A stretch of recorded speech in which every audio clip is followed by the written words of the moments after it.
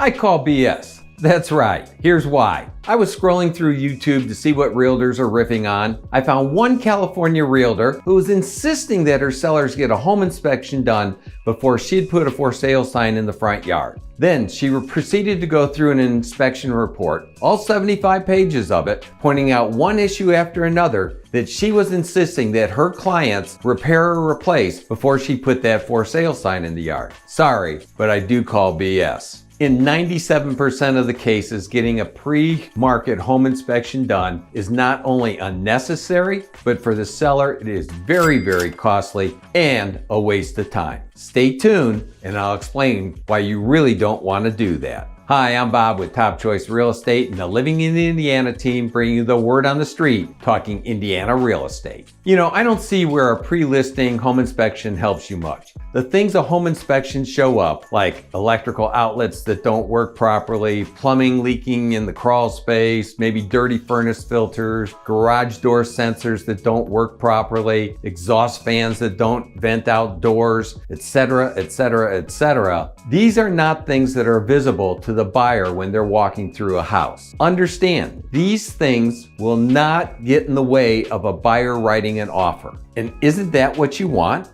An offer? An offer that you can negotiate while the buyer is still hot and only minimally informed. Now, on the other hand, if you put a pre-listing inspection report in their hands before they walk through, well, first of all, they may not walk through. And secondly, their enthusiasm will be dampened. They will be guarded, they will be cautious, so don't shoot yourself in the foot. Get the best price and terms you can get those before an inspection is done. Then once the buyer has had their own inspection done and they've told you what they want so that the deal can get to the closing table, then you can negotiate to mitigate the damage. Now, if you're still thinking that maybe it would be a good idea to have a pre-listing home inspection done, consider these 3 facts. Number 1, with that report in hand, you'll now have to disclose every item on that report to prospective buyers. Trust me, that will not help you get more offers or better offers. Number 2, following the buyer's inspection, they'll give you a list of things they'd like to see done in order to move towards the closing table.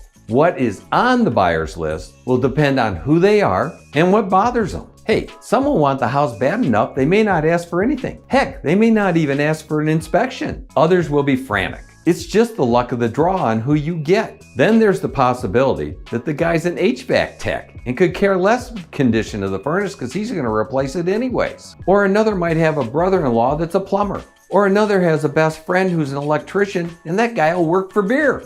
Hey, save yourself some money and do not have a home inspection done and do not repair these non-deal killer items prior to listing. We're talking about living in Indiana and I apologize for breaking in, but maybe you can do me a favor. If you like this video or found this content helpful to your cause, then hit the subscribe button, like right now.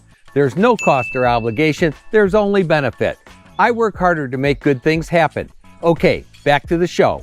Number 3, here's another thing. For the average house, an inspector will schedule 4 hours to inspect and write up a report. Regardless of the house, he's basically going to spend 3.5 hours inspecting and the final half hour writing up the last of his report. That report will have a long list of issues, maybe 60 to 100 items.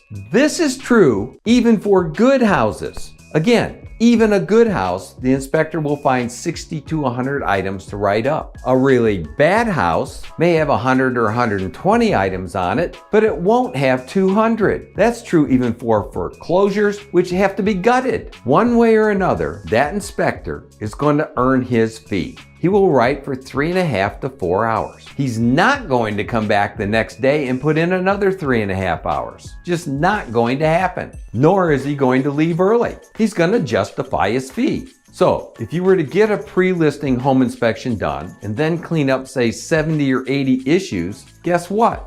You spent the time and money to clean up those 70 or 80 issues, but the buyer cannot see any difference. He cannot see any difference when he walks through the house. He can't tell whether the electrical outlet is properly grounded, or there is an S-trap or a P-trap under the sink, or the furnace filter is dirty. the buyer will not know one way or the other. And good luck turning that inspection report into a higher sales price or in getting the buyer to accept your inspection report. More than likely, they're going to want to hire their own inspector who will report to them and have a direct interest and tie to them. That new inspector, they're going to spend 4 hours writing furiously. He'll come up with his own list of 60 issues at a minimum. And if you draw one of those frantic buyers who's afraid of everything, maybe doesn't own a screwdriver, you'll find yourself negotiating over making this new set of repairs. And so you're going to have to spend even more time and money to make more repairs to get the deal closed. That's not my idea of fun.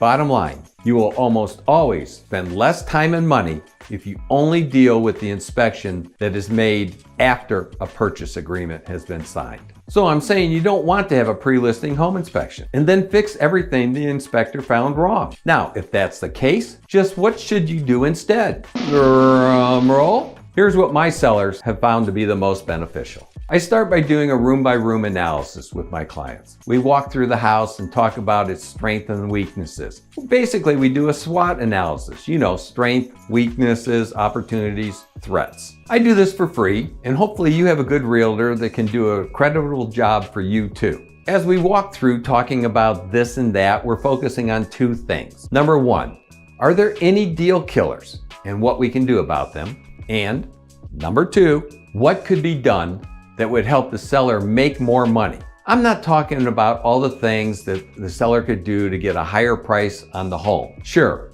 a new kitchen might add $30,000 to the sales price, but it might cost the seller $45,000 to do it. What's the point? So we pick and choose what projects might add to the seller's bottom line. You know, the money they get to walk away from the closing with. For example, sometimes carpet just needs to be stretched and cleaned rather than replaced. And you can bet I know a guy. Okay, back to number one. Exactly what are the deal killers? The deal killers are issues that if a buyer sees them while walking through the house, they won't write an offer. Or if they see them on an inspection report, they will balk and find a way not to close on the purchase. It won't matter what the legal documents say, they won't close. And no, you won't get to keep their earnest money deposit. Now, some of the really big deal killers include asbestos, bad mold, roof leaks, termites, standing water in the basement, a strong smell of nicotine or pot. I had a client one time from out of town and they'd never seen a house and they wrote an offer sight unseen. And so the home inspection was being done this one afternoon and they drove into town late that afternoon and stopped in at the house and all they had to hear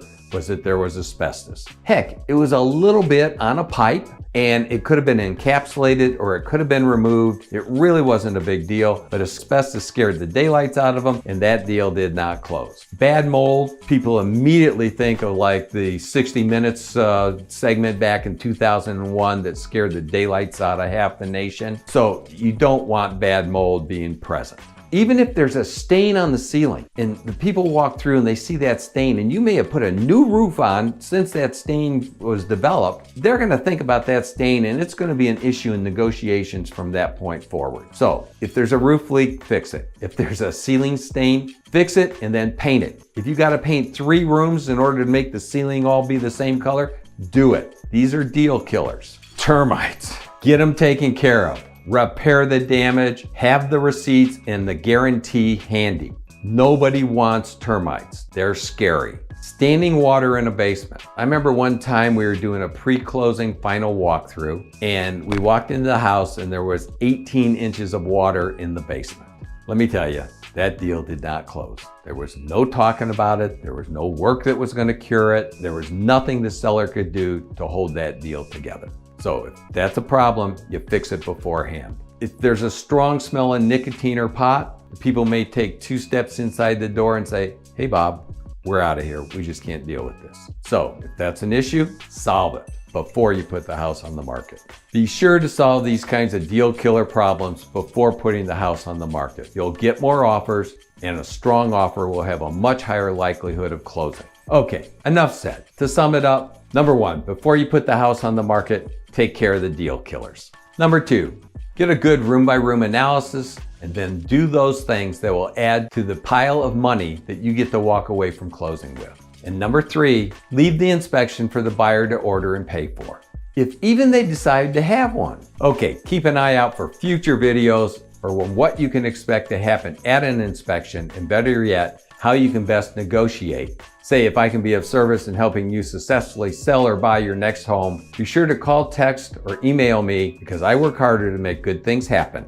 Hey, you make it a great day now. If you're considering relocating to the greater Indianapolis area or moving anywhere within central Indiana, be sure to tune in every week to learn all there is to know about real estate and living in Indiana. Whether you're buying or selling, please keep in mind, I work harder to make good things happen. Hey, make it a great day now. And if you found this video helpful, be sure to watch this next clip right now.